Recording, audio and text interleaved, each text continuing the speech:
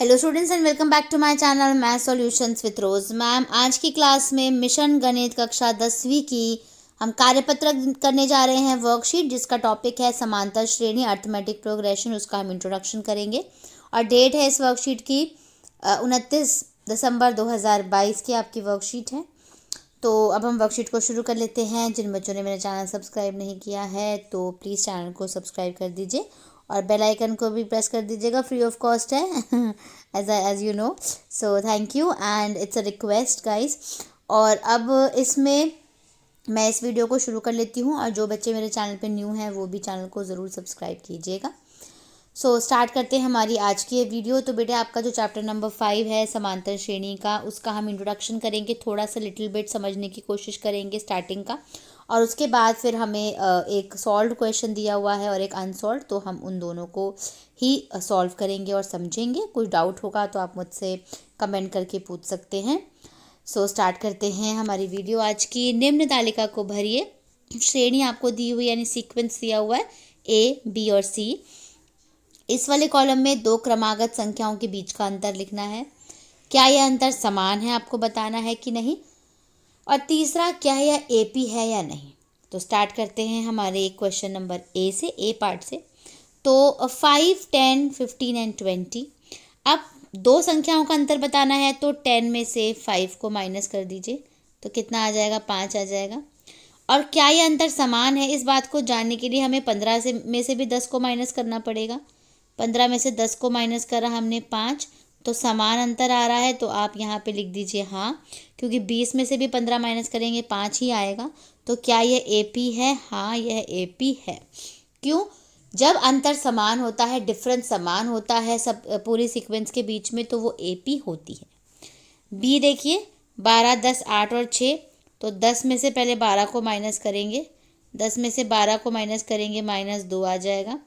फिर 8 में से 10 को माइनस करिए, ये भी -2 आ जाएगा।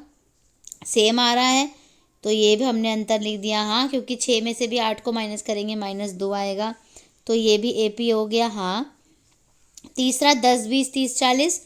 तो 20 में से पहले 10 को माइनस कर दीजिए, कितना आ जाएगा 10। फिर 30 में से 20 को माइनस कर दीजिए, कितना आ जाएगा 10। और 40 में से 30 को माइनस करेंगे 10 ही आएगा, तो यहाँ पे भी हाँ लिख दीजिए और यहाँ पे भी हाँ लिख दीजिए। ठीक है, तो ये हो गया हमारा डन।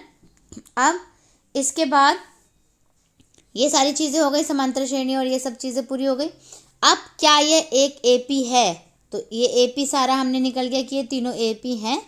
अब आगे चलते हैं, अब आते हैं एपी का प्रारूप क्या है।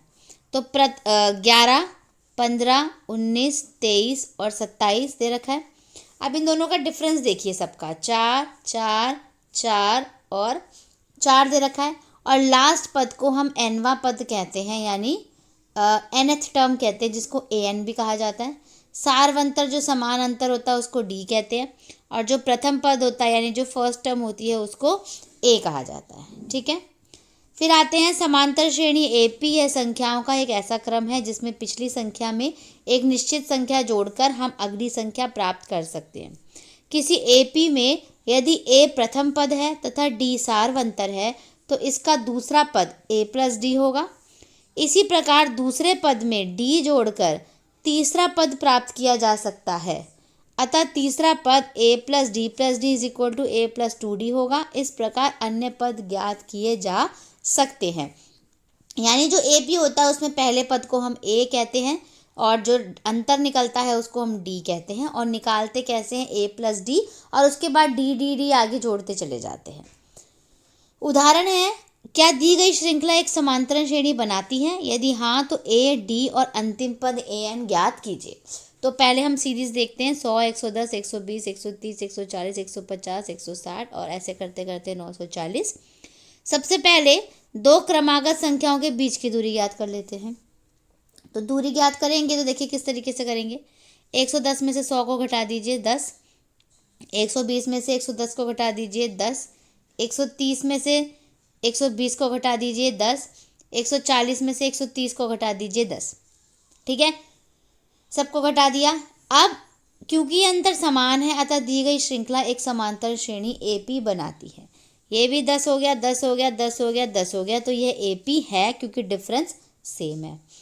प्रथम पद क्या हो गया, A 100 हो गया, D कितना हो गया, 10 हो गया, सेम आ रहा है, और अंतिम पद यानी लास्ट पद आपको यहाँ पे दे रखा है 940 आ गया। ठीक है, अब चलते हैं हम आगे। सब चीज़ें लिख दी। अब प्रश्न दिया हुआ है, दी गई समांतर श्रेणी AP के प्रथम पद A, चारवंतर D और अंतिम पद AN ज्ञात कीजिए। तो चलिए देख लेते हैं, हमें एक क्वेश्चन यहाँ पे दिया हुआ है। A हमारा हो जाएगा बेटे 5 क्योंकि सबसे पहला पद 5 है, A हो गया। D निकाल लेते हैं हम, दूसरे में से पहले को माइनस कर देंगे, 35 में से 5 माइनस किया 30। अब देख लेते हैं बराबर है या नहीं, सारे अंतर, तो 65 में से 35 को माइनस करेंगे, ये भी आ गया हमारा 30। 95 में से 65 को माइनस करेंगे, ये भी हमारा आ गया 30। तो डिफरेंस सबका सेम आ गया, दैट मीन्स जो D है वो 30 हो गया। अब आते हैं AN पे, लास्ट टर्म। तो लास्ट टर्म तो यहाँ दे नहीं रखी, डैश डैश करके छोड़ा हुआ है। तो जो फॉर्मूला होता है AN का वो होता है A प्लस N-1D होता है फॉर्मूला, जिसमें A की जगह हम लिख लेंगे 5, N नहीं पता -1 और D की जगह हमने लिख दिया 30। अब 5 की जगह 5 प्लस 30 को N से मल्टीप्लाई करिए 30N, और 30 को 1 से मल्टीप्लाई करिए 30 आ गया। अब 30N की जगह 30N आ गया, और इस 30 में से 5 माइनस करोगे तो 25 आ जाएगा माइनस का। तो ये आपकी AN टर्म हो गई।